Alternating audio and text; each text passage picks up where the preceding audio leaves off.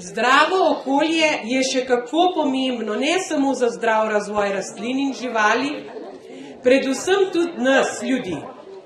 Ampak če pogledamo sedanjo sliko narave, oblakov, nas samih in še kaj vidimo, da se je vse spremenilo od takrat, ko je bila naša generacija v otroški dobi.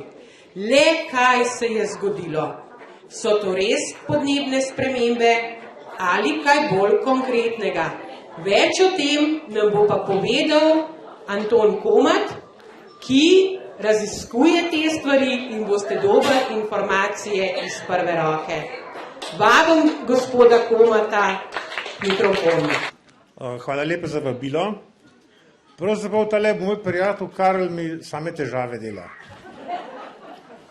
Jaz nikoli ne delam koncepta predavanja, preden ne stopim pred publiko, ampak danes sem ga imel, ne. Sem se čutil super odgovornega pred tako čudovitim auditorijem, pa mi pa Karl vse pokvar. In ne sem resno temo, on pa što se govori. Torej, bom prav se zmazati ven. Današnja tema je v bistvu zelo sodobna tema. Gre za prevare znanosti, se spomnimo zapovedi, morate verjeti v znanost, verjemite v znanost in tako naprej. Žugali so s prstom, v drugi roki pa držali injekcijsko iglo. To je ta nova znanost zdaj. Ampak, če želimo to perverzijo malo bolj spoznati, preden se lotim te nosilne teme, bi rad malo sprehoda v zgodovino, samo to, da majhen vidimo, kako se je ta scenarija razvijala zadnjih nekaj 100 let. Torej, o tej nezmotljivi znanosti sem pač obsojen, da tudi še što spovem, ga pa še jaz, no, da ne bo preveč resno vse skupaj. Živel je znamenit genetik, biolog, genetik, zdravnik, karkoli bilo. No in je bil že v tisti nevarni starosti, že Matilda hodila okrog hiše in ker je on izjemno obvladal gensko tehnologijo in kloniranje, je naredil 7 svojih kopij. V laboratoriju, in ko je smrt prišla na okrog po njega, stopi ona v laboratorij in zagleda 8 identičnih oseb. Malo je bila zmedena, zapustila je prostor, potem se je pa spomnila, se je domislila nekega vprašanja, potrkala, ker je vljudna, odpre vrata in pravi takole: dober si ti genetik, dober si, fenomenalen si, ampak eno napako si pa naredil. In on skoči v zrak, jaz ne delam nobenih napak. In ga je zagrabila in odpeljala, kamor ga je hotela pač. Torej vidimo, to je taka parabola o neskončno umni znanosti, ki ne dela nobenih napak. Skratka, iz kje to izvira? Izvira iz srednjega veka, ko smo imeli v prvi ligi moči, smo imeli cerkev in fevdalno državo. V drugi ligi je bil kapital kot na nekih nivoju nekih obrtnih delavnic pa cehov in jasno še zraven znanost, ki jo takrat še ni bilo, se šele razvijala, se vemo, Bacon, Descartes in Newton in te velikani znanosti, ki so definirali to stanje človeškega duha. Jasno, ta zadeva je trajala nekaj stoletij, dokler ni prišlo do francoske revolucije, ker je bila prvi veliki obrat je bil, da je v prvo ligo moči, sta naprej država in cerkev, vstopila znanost, cerkev je pa pač padla v drugo ligo moči, ker je prišlo do nove koncepcije države, ki ni bila več feudalna, ampak je bila laična država. Torej, zdaj imamo povezavo država in znanost, medsebojno sta izjemno povezani te dve instituciji. Država je dala znanosti legitimnost, šolski sistem, od osnovnih šol do fakultet, znanost je dala pa državi tisto, kar je država krvavo potrebovala, to je bila moč. In dokaz tega je ta veliki finale druge svetovne vojne, ko so Američani v Los Alamos zaprli okrog 120 vrhunskih fizikov za nalogo, da naredijo atomsko bombo. No, neomejeno denarja so dobili, naredili so celo 2 bombi, za katere vemo, kakšno katastrofo sta naredili, Hirošima in Nagasaki, in to je ta spomenik sodelovanja znanosti in države. S tem je dobila znanost atribut moči, to je rekli po latinsko scientia propter potentiam. In to se je vleklo, dokler niso prišle v prvo ligo moči, torej da so države izpadle z razvojem multinacionalnih korporacij, torej multinacionalk. Imamo zdaj najbolj nevarno navezo v novega sveta, je naveza velekapitala in jasno te znanosti. Torej, kapital si je kupil svojo lastno znanost. In ta znanost je zaprta v laboratorijih, kjer pod strogo zaupnimi pogoji deluje čisto na drug način kot klasična znanost, ki jo mi poznamo, ne? Da so ti rezultati znanosti lastnina celega človeštva, da vsi uživamo dobrote tega znanja in tako naprej, nič več. Tista, kar je akademske znanosti, je podhranjena, se poučuje na fakultetah, korporacije pa rekrutirajo najboljše kadre že po srednjih šolah in fakultetah in jih jasno plačujejo zaprte v njihovih laboratorijih, ker veljajo čisto druga pravila. Ta pravila so pa taka, čim prej nekaj odkri, patentirajo, da mi lahko komercializiramo po načelu profit nam, posledice ljudstvu. In mi zdaj živimo v tem svetu, točno takem svetu, ker so namenjene posledice ljudstvu, ekstra profiti pa tistem odstotku, ki se gre neko elito, če bo to ni elita, to je psihopatska svojat drhav, ki ne spada na ta svet.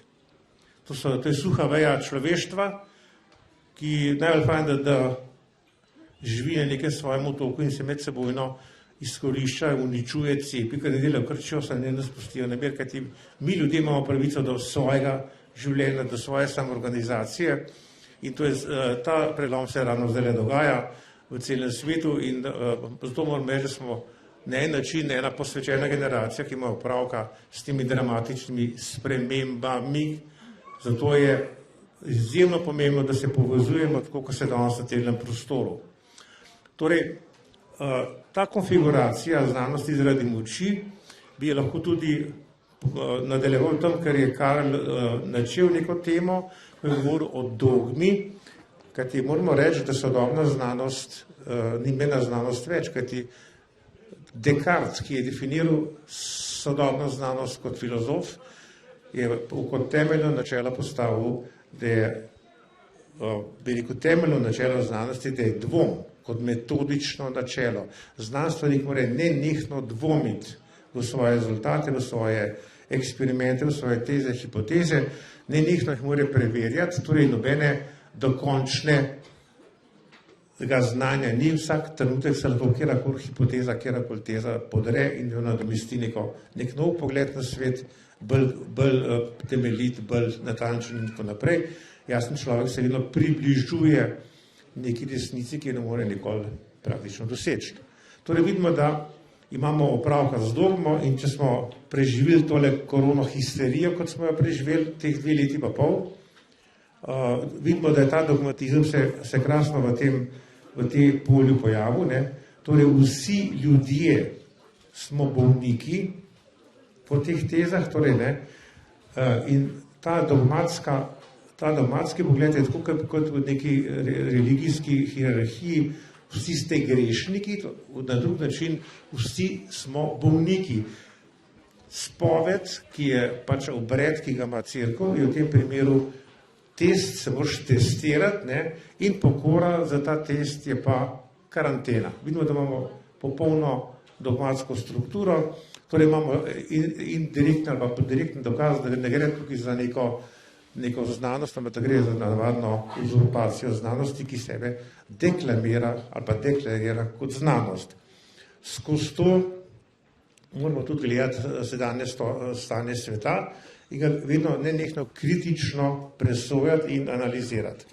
Zdaj, če gledamo to zadevo okrog klimatskih sprememb, bi reče eno stvar prej povedal, o tej nezmotljivosti ali pa o napačni metodi, ki se uporablja, ki je bolj empirično induktivna, kar je tudi napaka metode, bi povedal en primer, do kakšnih katastrofalnih posledic lahko pripelje neka taka metoda, ki se rodinsko uporablja v tem času. To je znamenita parabola, ki jo je znani filozof Karl Raimund Popper zapisal že pred pol stoletja, govori pa o zapitem filozofu. Torej, filozof, znani mož, je imel vsako jutro mačka. In on bi zdaj postavil znanstveno metodo, kako bi on ugotovil, kaj njemu tega mačka povzroča. Zato je rekel, se bom pisal dnevnik vsega, kar sem spil cel teden, in na koncu bom z empirično metodo, znanstveno metodo poskušal ugotoviti razlog teh mojih težav. In jasno, ko je v nedeljo bral svoje zapiske, je tam našel takole.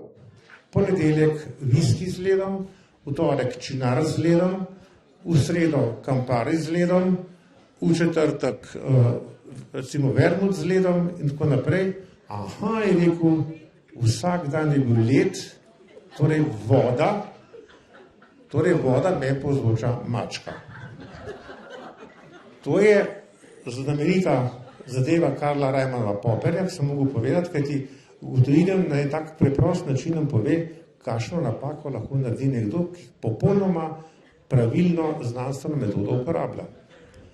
Torej, na te posledice moramo vsi paziti, ne? Zdaj, če gledamo, da se malo pomaknemo v čas. Jaz sem prej šel to zadnjih nekaj stoletij pogledati glede tega razmerja med znanostjo in državo. Zdaj gremo pa kar milijone let nazaj, če hočemo pogledati, kaj se s klimo planeta dogaja, moramo se predstaviti v daljno geološko preteklost našega planeta in gremo recimo v čas, ko se je prve protocelice, prve protobakterije pojavljale na planetu, to je nekako pred 3 milijarde let nazaj. Takrat je bilo v atmosferi 80% CO2. 80%. In v teh pogojih je prvo življenje se porodilo, se je začelo razvijati in ob takih strahotni koncentraciji CO2 se je zgodilo nekaj nenavadnega, da je Zemlja pomrznila dvakrat v ledeno kroglo, kot pravijo geologi, snowball. Torej, prvič se je ta pojav zgodil nekako pred 700 milijoni let, drugič pa pred 630 milijoni let. Torej, dvakrat je bila Zemlja zaledenela krogla, ki je plula po vesolju.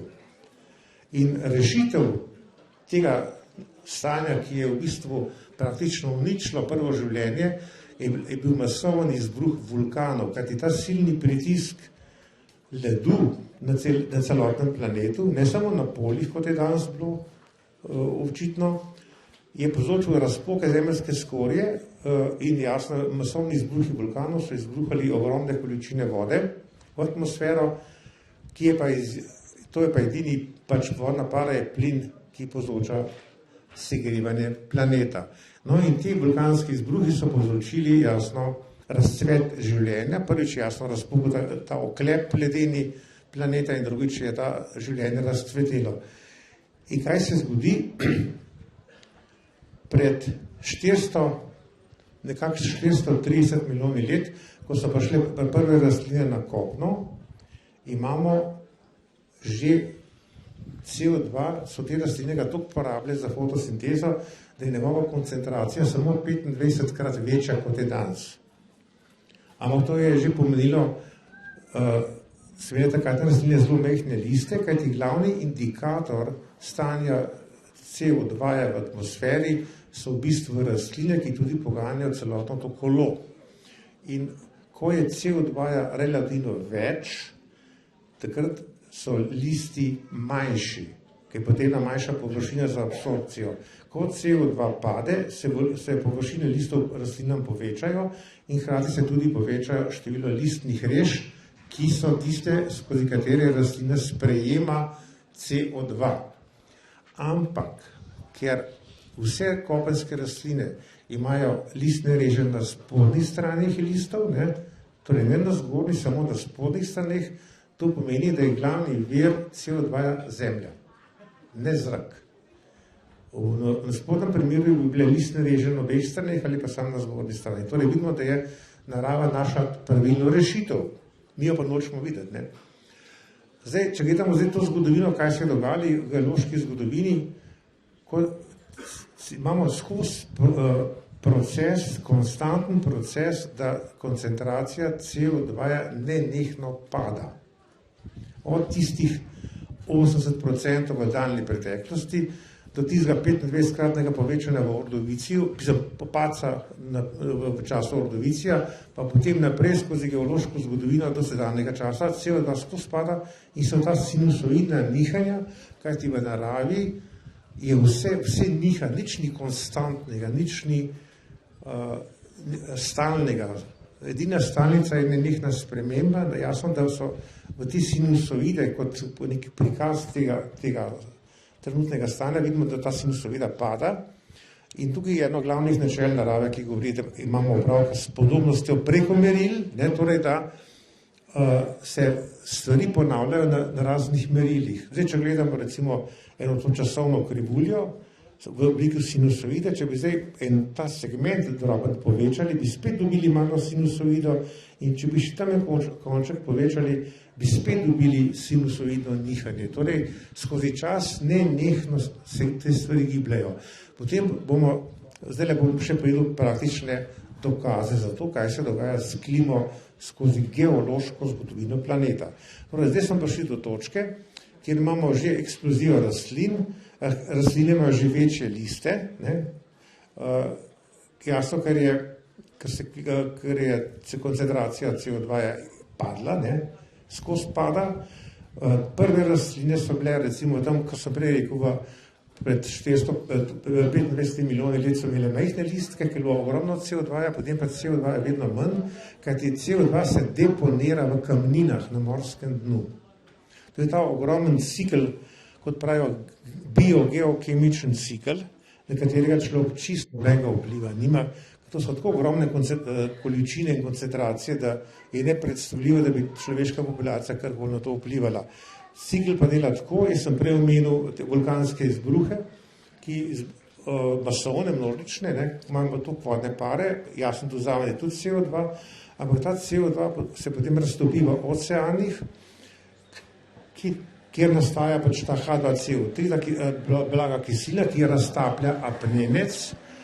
Več raztopljenega apnenca v oceanih pomeni pa eksplozijo vseh organizmov, ki imajo lupine, torej korale, školjke, polži, vsi ti grebenski organizmi, ki tvorijo velike grebene. No in če gledamo recimo že nekaj slovenskih gora, Stegovnik in podobne gore, ali pa Vidnikov Grintovec, so tam 200-300 metrov debeli skladi samih koral, ali pa Trnovski gozd. To so nekdanja morska dna, ki so se dvignila iz oceana in so danes na površini planeta. Torej vidimo, da ta CO2, ki se nalaga v obliki lupin, pa foraminifer, pa koral na morskem dnu, potem pride do subdukcije, da pride do ponorov morskega dna v globine, ki spet ta magma izbruhne v obliki vulkana, imamo orjaški cikl nenehnega kroženja. Ali smo mi tle, ali nas pa ni. To so megacikli, ki ne v bistvu človeka. Zdaj, če gledamo nadaljevanje te štorije, imamo recimo en tak primer, kako rastline regulirajo te potrebno klimo planeta, kajti življenje je tisto, ki uravnava, kaj se s klimo dogaja. Te ogromni cikli. V tem primeru imamo recimo tak lep primer v srednjem zemeljskem veku, ko imamo to trojko Trias, Jura, Kreda, to je nekako 250 milijonov let nazaj. V Triasu so dinozauri majhni, 1,10 m, 1,20 m veliki, torej 35-30 milijonov let so to male živali, relativno majhne. Ko pride pa do vulkanskih izbruhov, imamo spet vodno paro, imamo toplejšo klimo, imamo več CO2, ne? Imamo ogromne gozdove, dinozauri imajo ogromno hrane, Pangeja razpade na več malih celin, izjemni razcvet vegetacije je in kar naenkrat iz teh malih dinozavrov, ko zastajo orjaške žveli, kolosi v Juri in Kredi, dokler jih ne pokonča pač meteorit, poznamo to zgodbo o propadu sveta dinozavrov. Ista štorija se ponovi pred 45 milijoni let, imamo podoben ciklus, takrat se pa pojavijo orjaški sesalci. Torej, spet imamo ogromno vegetacije, vulkanske izbruhe, več CO2-ja, ogromne gozdove, veliko hrane. Takrat je CO2-ja 8-krat več kot danes, torej v Eocenu ostanki tistih živali, danes še kolavratje v planetu, so recimo nosorogi, sloni, nilski konji in tako naprej, to so pač ti orjaški sesalci, ki so preživeli tisto dobo. Potem imamo pa še en zanimiv fenomen, torej, ki je tudi pomemben za današnje razumevanje, torej nekako pred 8 milijoni let, pa koncentracija CO2 izjemno pade. In takrat začnejo gozdovi izginjati in se je ta padec koncentracije tako radikalen, CO2, to še ni raziskano zakaj, ampak takrat se pa razvijajo trave, torej, ki evolucijsko razvijajo čist nov tip fotosinteze, tako imenovano fotosintezo C4, ki omogoča, da trave preživijo v tem novem okolju, gozdovi se pa izjemno skrčijo, na minimalno v takratnem svetu, no in od tistih travnih površin imamo danes še ostanke, kot so recimo savane v Afriki, kot so pampe v Južni Ameriki, kot so prerije v Severni Ameriki in tako naprej. Torej, velike travne površine, ki se pa danes spet krčijo, ne, na račun tega, da narašča površina gozdov. Torej, gozdovi v svetu se širijo, kljub temu, da se pač ta sekanje popolnoma nepotrebno, pa zločinsko v Amazoni nadaljuje, ampak Afrika zdaj pravi v razcvetu gozdov, tako da tudi v Aziji, torej vidimo, da se gozdovi, površina gozdov se širi. Tisto, kar regulira ta svet, je dejansko ta ogromni cikl, biogeokemičen cikl CO2-ja, pa apnenca in jasno rastlinska odeja, ki ravno s temi mehanizmi, ali so travne površine, ali so gozdovi, ali so veliki listi, ali so mali listi, ali je več reš ali manj reš, se dejansko regulira stanje atmosfere in življenje samo uravnava planet. In tudi planet nazaj vpliva na življenje, tako da imamo interakcijo obojega. Zdaj, ki smo tole geologijo skozi dali, pa dajmo človeško zgodovino pogledati, kako je pa klima zadnjih nekaj tisoč let vplivala na našo zgodovino. O tem se tukaj dosti ne piše, ker pač ni zaželeno, da to vemo, ne? Ampak to so pa zdaj ti cikli, veste, en cikl je 200 do 300 leten, drugi cikl je 30 do 60 leten in zdaj smo ravno v tem delu, ko močem kasneje pojasnil, kaj se trenutno s klimo dogaja na planetu. Torej, če gledamo zgodovinske cikle, vzpon Rima, ne? Vzpon Rima je pomenil tistih 300-letno otoplitev, torej vedno pomeni več hrane, boljši pogoj za življenje, ne? In tako naprej. Vzpon antičnega Rima kot vojaške sile, ki definira antično dobo. Potem imamo pa ohladitev, pride do nove 300-400-letne ohladitve, ki je začela se dramatično, prav datum je v zgodovinsko napisan, torej prav 30. decembra leta 406 je prvič zmrznil Ren. In takrat so lahko Germani, kajti severna ljudstva so bila predvsem izstradana zaradi tega ohlajanja v severnem delu Evrope in so 10 tisoči lahko prečkali to veliko reko, ki je bila prej neprehodna za Germane in so odrli na južne tople kraje Evrope, enostavno za tlakote. Lakota je pretila tem ljudem, da bodo pomrli in jasno, tako da je šlo za življenje in smrt.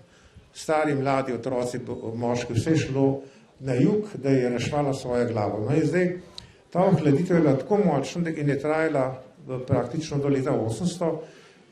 Kasneje, čez nekaj desetletij, sta celo zamrznila Evfrat in Tigris, obe reki v Mesopotamiji, celo zamrznil je Nil in celo polovica Sredozemskega morja je bilo zamrznega, ta del proti Aleksandriji. Torej, zelo dramatične zadeve so se takrat dogajale in to v zgodovinskem času. To ni neka geološka zgodovina. Potem pride pa to nekako do leta 800, do neke se začne zaključovati ta mala ledena doba, s pojavom Karla Velika se formira feudalna Evropa in tako naprej. In ta razcvet spet traja nekako 400 let in se zaključi z gotiko. Vidimo izjemno obilje v evropskem prostoru, 2 polni letini v Evropi, veličastne katedrale se gradijo, skratka svet izobilja je, izjemno se poveča število prebivalstva in tako naprej. Tle je zelo dramatična zgodba teh severnih otokov, če pač zgodovino poznamo, vikingi, torej švedski vikingi, norveški vikingi in Danci, torej Danci so glavno se usmerjali kot roparji dol, vse do Sredozemskega morja, Švedi so šli v smeri Rusije, da so prišli do Moskve in še dlje, do Kijeva, dočim so norveška plemena, so bila bolj morsko usmerjena, so šla pa na odprto more, ker takrat so lahko izpluli, ko je bila ta otoplitev leta 800, pa kasneje oni priplujejo do nekega novega otoka, ki je bil takrat še zaledenel in so mu rekli Island. Odtle izvira Iceland. So pluli še naprej, ker je bilo to toplo obdobje, pridejo do Orjaškega otoka, veliko večje kot je Iceland in mu rečejo, kako Grenlandija, bila zelena. In so oni kolonizirali Grenlandijo z čredami ovac in kos in krav in tako naprej. In ta kolonija norveških vikingov je živela na Grenlandiji od nekje 850 pa vse do tistega mraza, tam 300, tam 280, Med tem so še pripluli do Amerike in odkrili Vinlandijo, pripluli so do Severne Amerike, tam so arheologi našli njihove ostanke. Torej vidimo, da je ta civilizacija na severu imela ekspanzijo proti zahodu, potem se začne pa spet ohlajanje in morje zamrzne in ti reveži, ki so obtičali pa ujeti na Grenlandu, enostavno niso mogli nikamor več. Let jih je v klestu, ladji niso imeli, kajti vsa drevesa so posekali za kurjavo. To je dober nauk, kako ena družba lahko sama sebe uniči. Namesto da bi stesali ladje in pravočasno odpluli, enostavno niso vedeli, kaj se dogaja, niso se znajdeli, so se pustili zamrzniti. Prvo napako, ko so pa naredili, je pa to, da so po nekem vraževerju mislili, da imajo Eskimi plavo kri, ne modro, plavo kri in da bi to preverili, so da bo enega zabodli z mečem. To je pa tudi pomenili, da so se Eskimi od njih odmaknili, so jih pustili, namer. Namesto, da bi naredili stik z domačini, da bi se od njih naučili, kako preživeti v tem okolju, so začeli z nasiljem in jasno še enkrat dokazali, kako je zahodni človek nasilni, kako s tem nasiljem uniči neko perspektivo za naprej. Torej, usoda Grenlandije pa te kolonije je zelo dramatična in ko so Angleži 200 let kasneje našli nek prehod do Grenlandije, so tam našli popolnoma ohranjena naselja in v tem največjem naselju na glavnem trgu je bilo eno samo okostje enega človeka, torej tistega zadnjega preživelega, ki ni bilo nobenega več živega pokopov. To je taka dramatičen spomenik, ki je to edino zadnjo okostje. Pojedli so vse mačke, vse pse, vse živali, kar je bilo možno pojesti.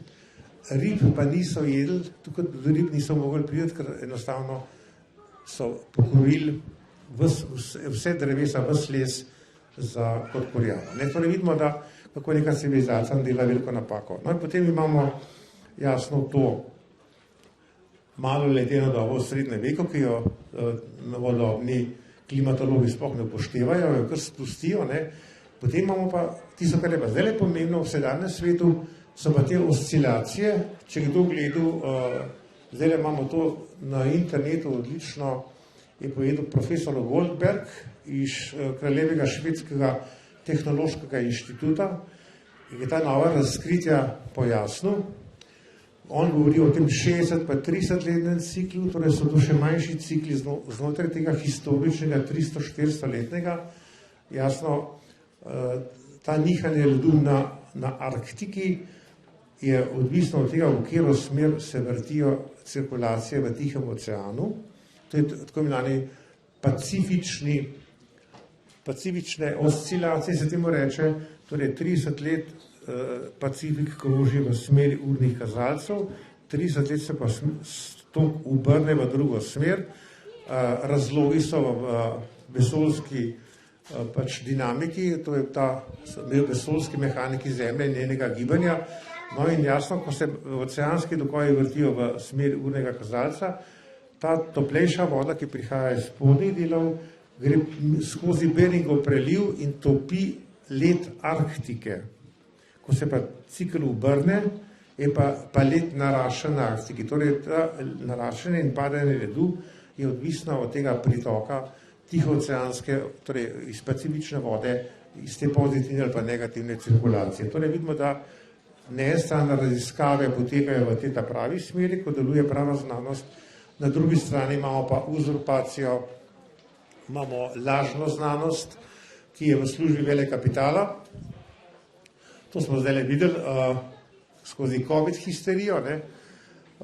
In zdaj bomo spet imeli nadaljevanje ne s kakšnimi cepilnimi akcijami, ker je ta zadeva že propadla, ker ta dobesedno psihopatska drhal, da ga še moram reči, ki uzurpira neke svoje pozicije v svetu, je zdaj pred razpadom, torej koncept se jim sesuva. Poskušali bojo zdaj še s temi klimatskimi spremembami nekako ustaviti, zavrti civilizacijo, malo zabremzati s to prevaro, mislim, da ne bo šel v promet, to bo pa sigurno neka histerizacija jeseni proti zimi. No, to ima mene povezave z podražitvijo energentov, pa plina, pa tako naprej, pa tudi z podražitvijo električne energije, kajti to je edini cilj teh podražitev je, ker so umetno narejene, je izprazniti prihranke evropskega človeka. Saj veste, da v Sloveniji trenutno po ocenah smo zelo šparaven narod, imamo okrog 94 milijard evrov v štumfih, to je prevelik denar. Mi smo ena narodov, ki je najbolj šparaven, kot se reče v Evropi, imamo prihranke in jasno, to se da fino izčrpati z nekimi norimi podražitvami, kajti jasno, hrano moraš jesti, na toplem moraš biti in tako naprej, te so lahko te neomejene podražitve na en način za praznjenje teh zalog, ki jih ljudstvo še ima.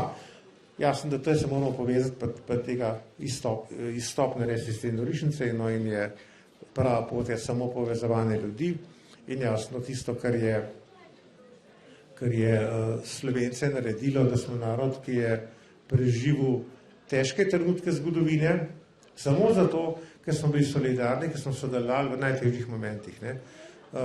To odlično imamo opisano tudi v eni knjigi Vesne Godina, Zablode postsocializma, ko ona kot antropologinja opisuje našo zgodovino na drug način, ki je čisto drugačen, kot ga opisujejo neki zgodovinari, politologi, psihologi ali pa ne vem kdo, ali pa sociologi. Pogled antropologa je precej drugačen. Torej, nekako takole bi šlo na skrajšani verziji. Torej, če so tle bili neka vaška skupnost, ki se dogovarja, kako bodo preživeli te hude čase, gor na hribu je tisti feudalni grad, kjer tam gospodar feudalni domuje, ali pa njegov valpet. Vaščani imajo svojo skupno posest, imajo gmajno, imajo tudi svoje hube, kjer gospodarijo, jasno morajo odvajati določene dajatve oziroma tlako izvajati za feudalnega gospodarja, no, ampak mi smo v tem sistemu živeli 1000 let, veste. Ne pozabite tega, to nam je sedlo v epigenetski spomin, to je sedlo v spomin naroda, nezavedno tudi, v kolektivno nezavedno. No in zato smo mi narod, ki je rojen na male skupnosti, ki popolnoma sodelujejo, ker se med sabo dogovarjajo, kako živeti, kako preživeti, ki temeljijo na solidarnosti, sopomoči in tako naprej. In jasno s tem, da smo se vedno menili, kako v nam gospodarju čim manj dati.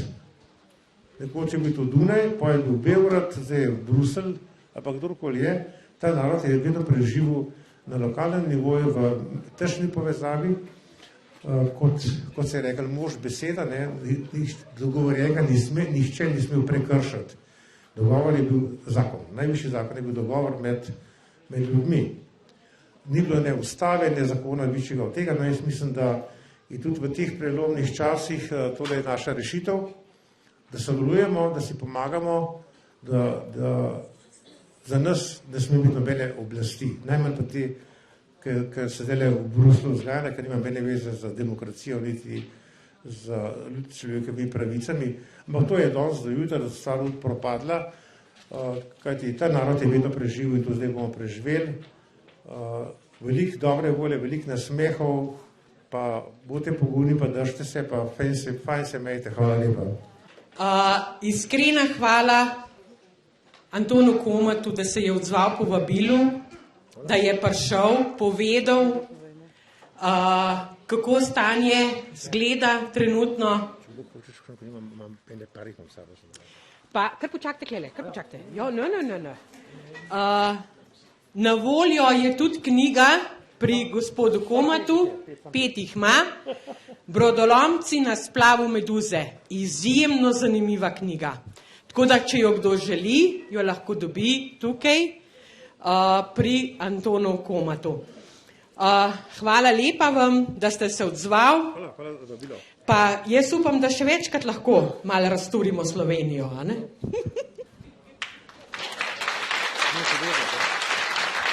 Treba na glas povedati.